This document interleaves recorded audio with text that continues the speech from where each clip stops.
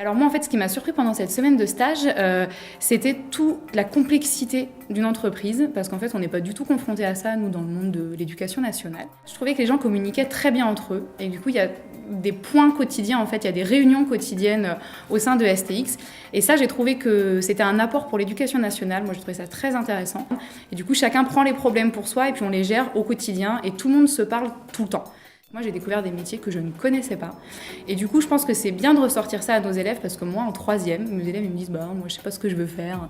Mais en même temps, pour eux, il existe médecin, vétérinaire, avocat, et puis coiffeuse, quoi. Et donc, je pense que du coup, l'idée, c'est aussi de leur montrer qu'il y a plein de métiers dont on ignore l'existence et qui sont pourtant très intéressants et dont on a besoin dans plein d'entreprises. Donc, je pense que ça va plutôt être travaillé, voilà, sur cette diversité, cette richesse de métiers, et comment est-ce qu'on peut faire pour y parvenir. Dans l'univers hospitalier, il y a forcément des métiers hautement qualifiés, mais il y a des métiers très peu qualifiés et qui recrutent. Le métier de brancardier, je pense, est très adapté à des décrocheurs, à des jeunes qui vont quitter le circuit scolaire, parce qu'il y a du relationnel, parce qu'il y a de la rigueur. J'ai rencontré le jeune Mathieu qui est rentré comme technicien. Il avait, je ne sais même pas s'il avait son bac, il est rentré comme technicien à la maintenance générale, c'est-à-dire changer les ampoules, faire des petits entretiens, etc. Et puis puis au bout de quelques années, maintenant il est biotechnicien. Il va même partir en stage pendant 2 semaines aux États-Unis chez Varian, un des fabricants les plus importants de matériel dans le domaine de la radiothérapie. Et il va revenir en étant le spécialiste du matériel Varian dans la clinique. Tout ça en démarrant avec pas grand-chose. Donc je trouvais ça fabuleux. Je me dis là, il y a un message à faire passer. Même si on n'a pas beaucoup de qualifications, même si on démarre en bas de l'échelle, si on veut, on peut se faire repérer et on peut grimper tranquillement mais sûrement. Bon, la grosse réflexion qui ressort de tout ça, c'est la conception du travail qu'on peut avoir dans l'enseignement, qu'on dispense à nos élèves, qui n'a rien à voir avec la conception du travail dans l'entreprise. Dans un monde adulte, dans un monde professionnel où le travail devient un moyen de se réaliser et un moyen de se construire. Moi, j'avais une vision de l'entreprise comme un truc complètement inaccessible et assez inquiétant. Et non, c'est des gens super normaux. Donc voilà, ça démystifie un monde qui semblait un peu éloigné. Et ça me redonne un lien entre le monde de l'école et le monde qu'il y a après et qui les attend. Le programme qui est mis en place est intéressant parce qu'il permet vraiment de créer un lien entre l'enseignement et l'activité professionnelle et ça décloisonne complètement.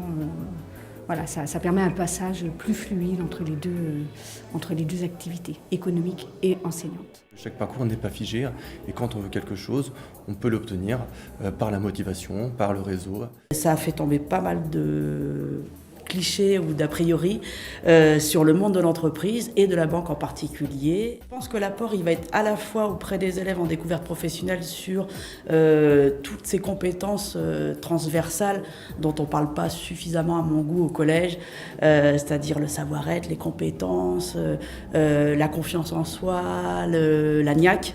La motivation, je trouve qu'on a beaucoup à apprendre, nous, en tant qu'enseignants, dans le monde de l'entreprise, notamment du management, de la reconnaissance, de la façon de fonctionner avec des projets, des problématiques, arriver avec une problématique et un constat et trouver une solution. Et on a fait une très belle rencontre en accueillant Christelle Barbu, qui a posé des questions, qui a pu circuler dans notre entreprise, rencontrer nos équipes, rencontrer nos managers, et je crois que c'est ce qu'elle recherchait avant tout. Le monde de l'enseignement est très varié, comme le monde des entreprises, donc il faut développer ces opportunités d'échange et de rencontres. Déjà, j'ai été marquée par l'utilisation des outils numériques. C'est quelque chose qui évolue très vite. Donc maintenant, les unités ne sont plus physiquement proches. On peut avoir un N+1 à distance et de voir que finalement, il faut maîtriser ces outils.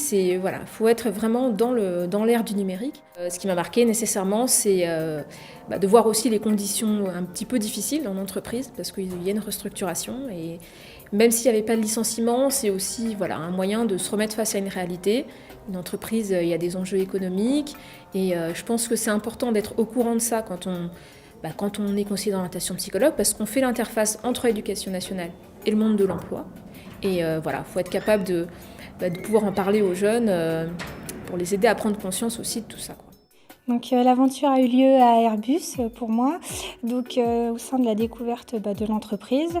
Airbus pour le côté très grande entreprise aéronautique. Aujourd'hui, je veux pouvoir les orienter davantage dans leur choix de métier, les aider à savoir cibler ce que certaines entreprises recherchent.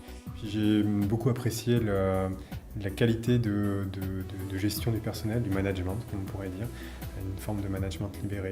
J'étais vraiment ravi d'accueillir Frédéric dans notre entreprise pour lui faire découvrir notre savoir-faire, nos projets, ce qu'on fait, et puis surtout la manière dont on le fait en équipe avec différentes personnes, avec des expertises fortes dans le milieu du numérique. Pour moi, ça s'apparentait à finalement une sorte de travail en équipage, plus qu'en équipe, avec l'idée que le navire ne doit pas sombrer. Ça me semblait être un moment de partage efficace, concret, pour améliorer des problématiques qu'on entend tous les jours sur l'éducation nationale, sur le fait qu'on entend dire que l'éducation nationale ne comprend pas ce que c'est qu'une entreprise. Là, c'est une action extrêmement concrète, extrêmement simple à mettre en œuvre pour nous.